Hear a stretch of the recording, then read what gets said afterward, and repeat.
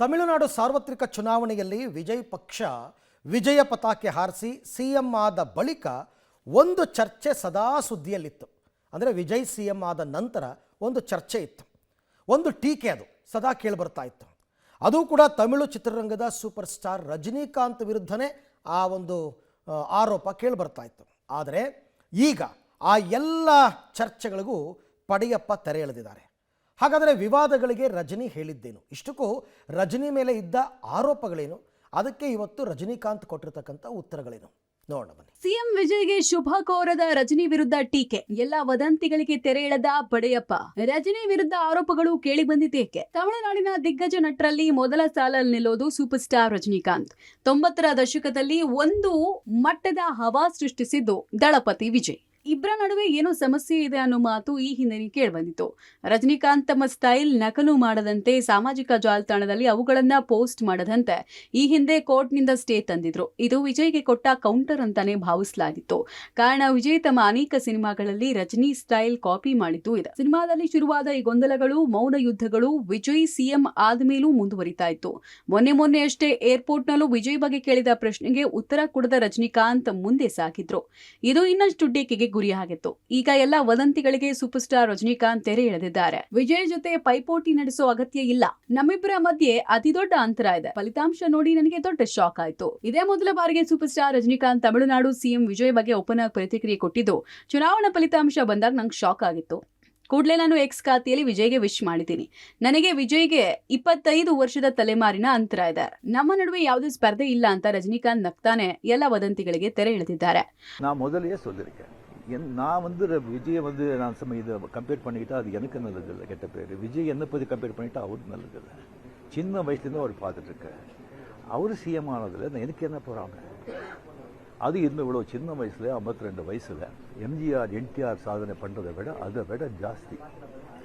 கம்ப்ளீட்டாக centre BJP எவ்வளோ பெரிய பவர்ஃபுல் சென்டர். இங்கே 2 பெரிய கட்சிகளை எதிர்த்து தனி ஆளை ஜெயிச்சிருக்காங்க.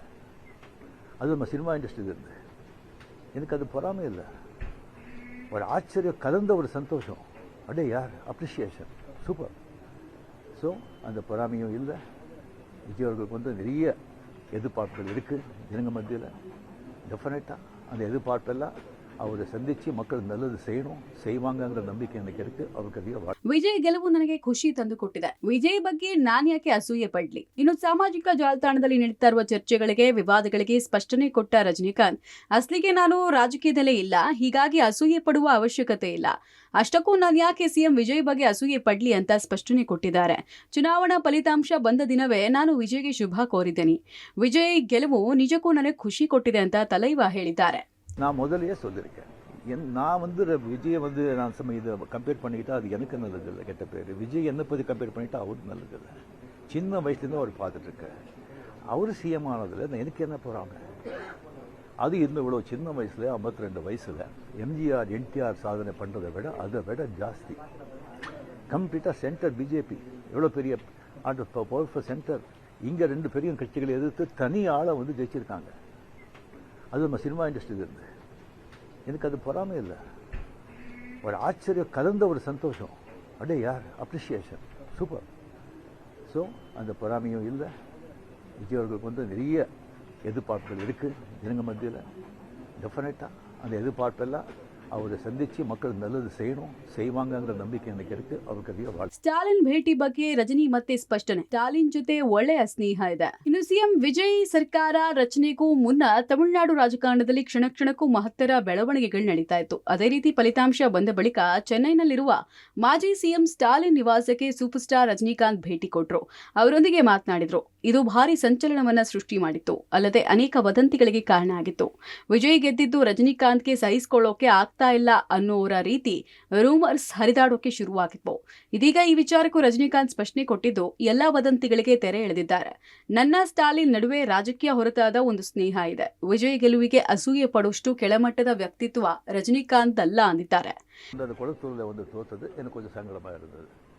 அதுக்காக ஒரு நண்பனுங்கிற முறையில், நட்பு முறையில் அவர் போய் நான் பார்த்தேன். அதுக்கு நான் இந்த விஜய் சிஎம் ஆகக்கூடாது, இப்போ அவருக்கு வரக்கூடாது, அதை தடுக்கிறதுக்கு ரஜினி அங்கே போயிருக்காங்க. வேறு ஏதோ 2 பெரிய பார்ட்டியை சேர்க்கணும்னு சொல்லி பேசுகிறாங்க அப்படின்னு சொல்லி விமர்சனங்கள் வெளியே வருது. அந்த சூழ்நிலையில் அதெல்லாம் பேச முடியுமா?